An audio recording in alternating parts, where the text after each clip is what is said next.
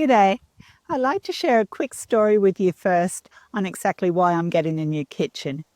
A few years ago, I started wanting an island bench because I had no bench space. And I looked around and nothing seemed to fit. It was either too big, too heavy, or too expensive. And so then I asked Mike, would he build one for me? And he said, no worries. But that was actually a long time ago and I've been waiting for a while. And then what happened is last year, Mike said to me, we really needed one of these.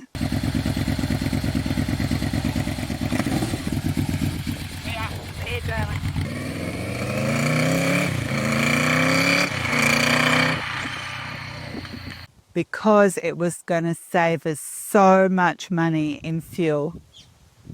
And I said to him, what about my kitchen bench? And he said, how about a brand new kitchen? Locked in, deal done. So we went to the bank, asked nicely for some money and went through that process. And then we decided to go with IKEA. Well, Mike wanted to go with Bunnings, who have caboodle, but I liked the IKEA cupboard fronts for our house better. IKEA is a well-oiled machine. The first stop was to visit their website and book a virtual kitchen planning appointment. We ended up having 2 free 2-hour sessions with a very patient young man who helped us best design the kitchen with the space we had, and then made an appointment to visit an in-house consultant to choose the cabinetry and place the order. Where are we going, sweetheart? For me, it's IKEA. For you, it's IKEA. Yeah. And it's about a 2-hour journey from our house, hey? Yeah. Are you a bit excited? Hell yeah. Are you excited to build the kitchen? Oh, even more.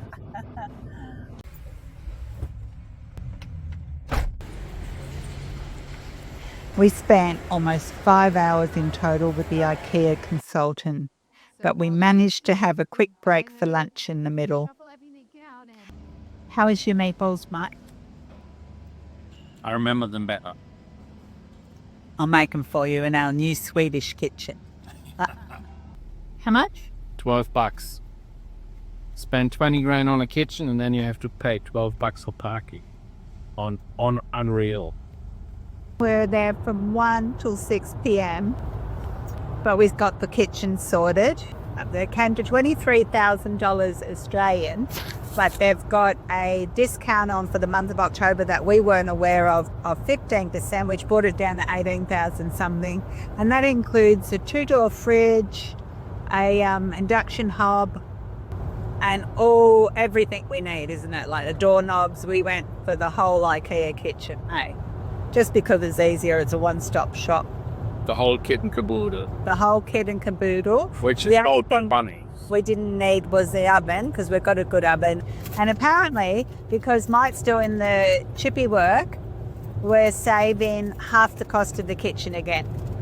It's a lot. These are the existing cupboards that are in the kitchen. And we've lived here for about 6 years now. And you don't need a good kitchen to produce good food. I've actually never had a great kitchen, to be honest. And that bench just there is what I have to remove everything of when I want to make a video. And so the only real bench space I have in the kitchen is this tiny little bit of bench space here. I think the most important thing in the kitchen is bench space. At the moment we've got 2 fridges. This is our original old fridge and we bought it secondhand and it served us well. We paid $150 for it, but the problem is it leaks. And when we were at IKEA we bought a new fridge, but to be honest it's not much bigger. It looks bigger, but it's not much bigger. And we didn't really, it was a sort of impulsive decision. We didn't really think about it too much. And I don't mind the fridge, it's quite good. But the problem is, the shelves there are not adjustable. I'll show you what I mean. So if I wanted to put a 3-litre milk container in there, I can't. And the only place it will fit is here. And the thing with these old cupboards are that you can't fit too much inside. And I know people used to bring up big, large families, and this was just considered amazing back then. But for nowadays, it's really frustrating, especially when you like to cook. And that's my cupboard. I can't fit anything else in it. So I forgot to mention that oven there doesn't work. I think I broke it. So I was cleaning it one day and I used bicarb with vinegar, and I put so much bicarb on it that I think it blocked all the tubes.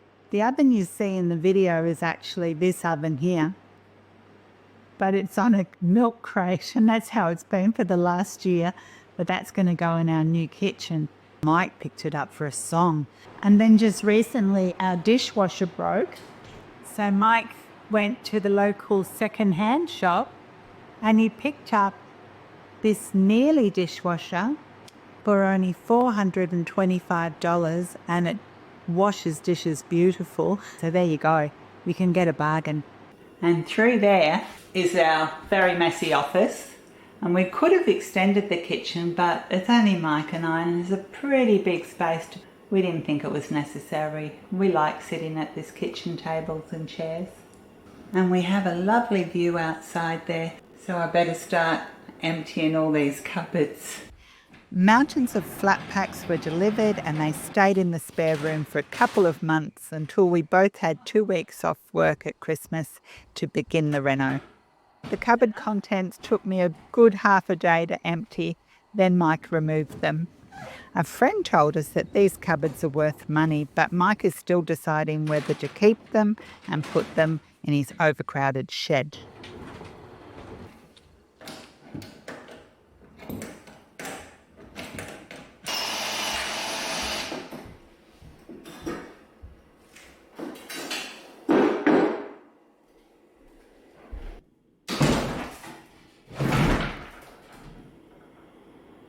What? Is that disgusting? No, not disgusting. Something lived under our cabinet. Oh, no way.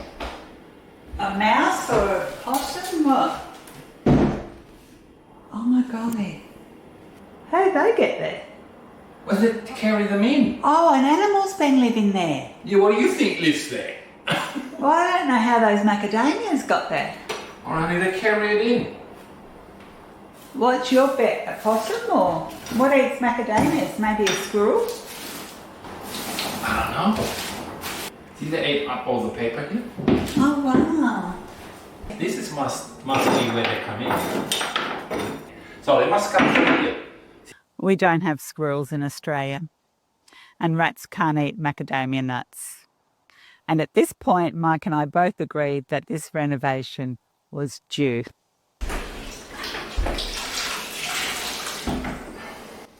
Mike began by measuring and measuring.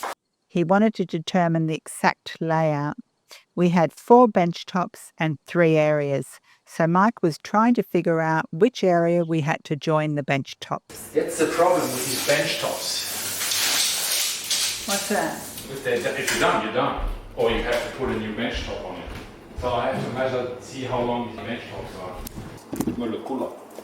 What's that mean? That's what they call molecular. Well, it's a bit dark there, so I'm going to take a picture of the sticker. It's a good idea. And zoom in, that's what all people do. We worked out it was the wet area that was just slightly too long for a single bench, so joins in the wet areas aren't ideal. And as you will see in the next video, joining IKEA bench tops is not easy, and we ran into big problems. The skirting boards also needed replacing. The original skirting was 140 mils high, but with the cabinet sitting just 80 mil off the ground, the old skirting prevented the cabinets from sitting flush against the wall. Mike carefully removed the skirting to avoid damaging the soft gyprock walls, and any holes would have meant extra work, as he would have had to patch and repair them. We've got 2 windowsills here, and we were just going to paint them, but yesterday using the sander, I sanded this one, and I think it's pine, but it's going to be lovely with the resin on it. I'll show you what it looks like if I wet it. So if I wet it, once it's varnished, it's going to come up lovely. So I'm going to tackle that one now.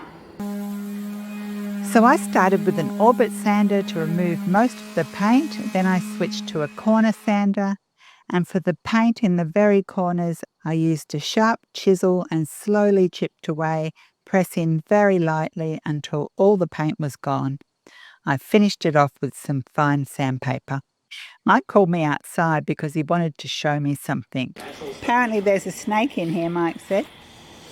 Oh, it's a cute one. I wonder where its mother is. What sort of snake is that? Looks like a night tiger or brown tree snake. Not poisonous. They look plastic, don't they? No, it moved. Did it move? Yeah, it moved. Good. I need to get in this box there. Come on, go home. This is not your home. We just left her there and she eventually moved. We need power. Power. We need a few power points here. I want one there, one there, one there. So now I'm trying to get a conduit in it from there to here and to there. I have no clue how I get it there, but we just cut a few holes in the wall.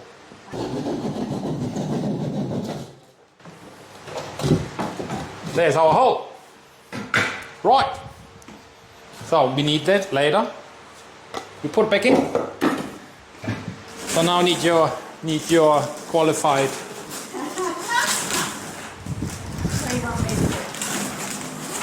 So you have to catch it when it shows up here. Does it fit through? That's where we have to get it through. Okay. But I stick it in there and then you grab it. Okay. Oh no! What? There's another one. Another what? Oh, another stud. How many stud did they put in? Oh, that's a... Oh no. So I need to get to this stud. And drill another hole. So studs are the ones which go on upright all the way. Yeah. And noggins are this one. Ah, there. Good. And what's my job? It's almost vanished, honey. It almost vanished. So I have to drill another hole.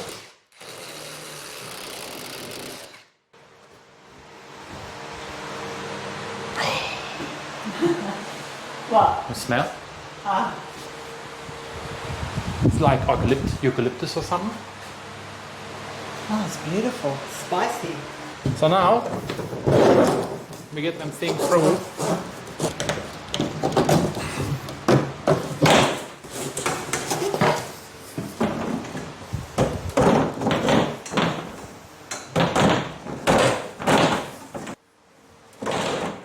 Now we're pulling the hole through here.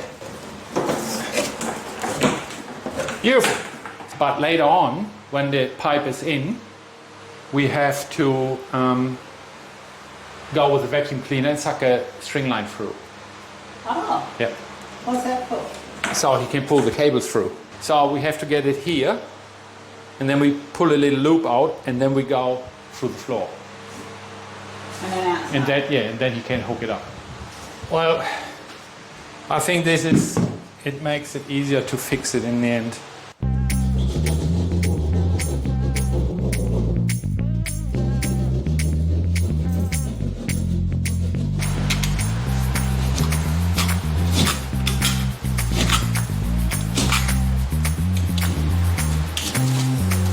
There you go. I can properly drill the timber from all sides, get the conduit through. Speed drill or spade drill. Okay. Always buy the cheapest you can get because you always hit a nail.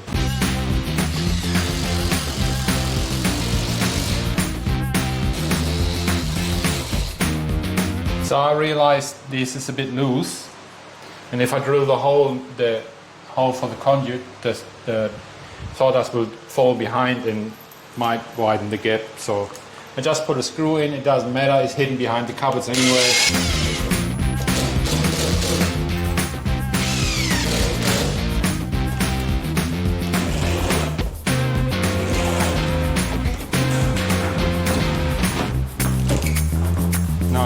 cut this off.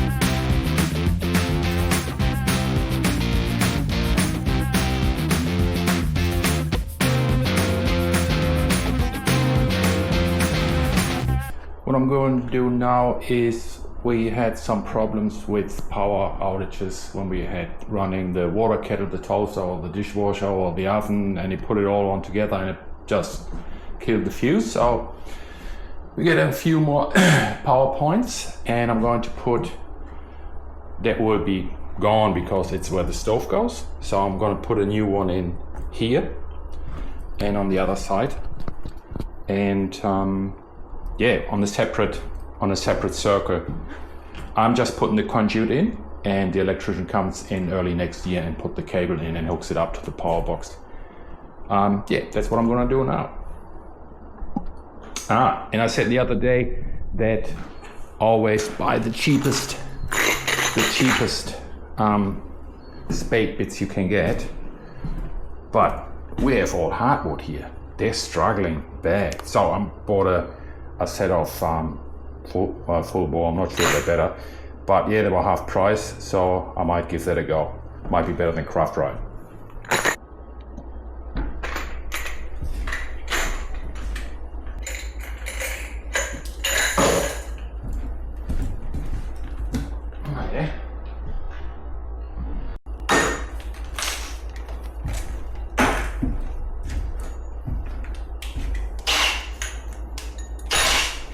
Easier. Let's see.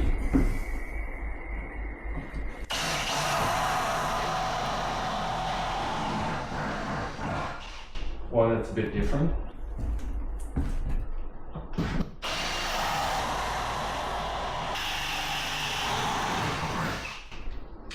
Yes, they're better, definitely better. Right, now I'm going through the floor. Try and avoid the beams. There's one here. I should be fine here.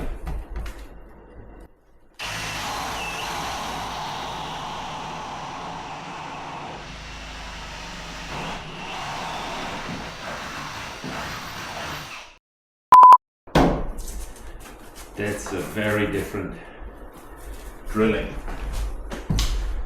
Okay, putting the conduit in. I bought a new conduit. It's of course still in the car. Okay, I bought already 10 meters and I thought it's plenty. But yesterday I bought another 20. Can't be bothered going to town every second day. Okay, I'm filling that in. I'll let you know what it looks like. Alright, conduit is in. Very quick, goes through the floor, the electrician does the rest. Hopefully. This one, what this one has to be. Like so. Now I have to fix up the water, and then I can put Gyprock in and plaster it over. That's it for now. Alright, I was lucky the plumber was here already and fixed up my water connection. So this is for the dishwasher I installed later, that will go in the end, but right now I need it in case we have dishes. So, conduit is in, water done. I guess I can do some Gyprock. Okay, so I got all the conduits in, range hood. I can't really remember what that's for, but will be for something. Oven and stove. And now I'm going to Got this one done, or the plumber got the water pipes in. That one goes later. So now I'm gonna plaster it all over. Give that one another coat. And then heading to that side. But there's some difficulties with that side, so we might have to figure that out first. It's not important, everything will be covered by tiles or cabinets. It doesn't really matter.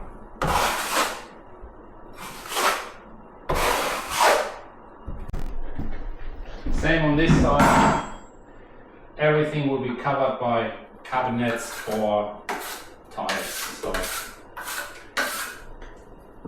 just sort of peace of mind.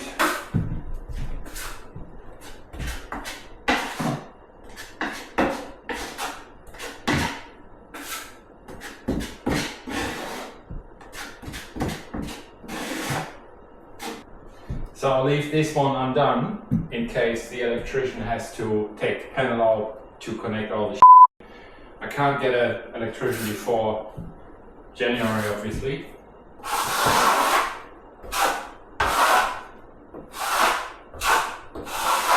So no tiling before.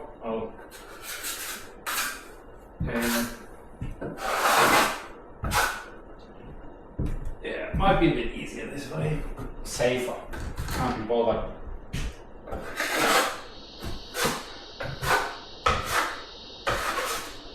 Ripping that all off again later, if he's not happy. This one loose as well. For the same reason for the electrician. And this is just the base coat. So I don't put any top coat on it, it's not necessary. But the base coat just gets much harder than top coat. And I know this should be fibro or at least water resistant Gyprock, but I might put a coat of waterproofing on it for the splashback.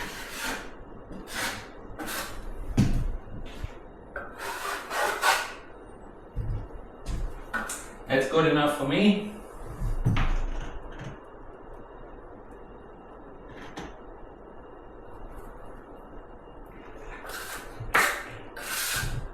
Almost.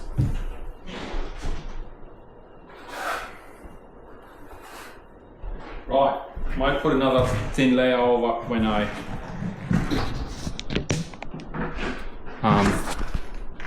do this wall, when I put the cables in there. So we have a little issue.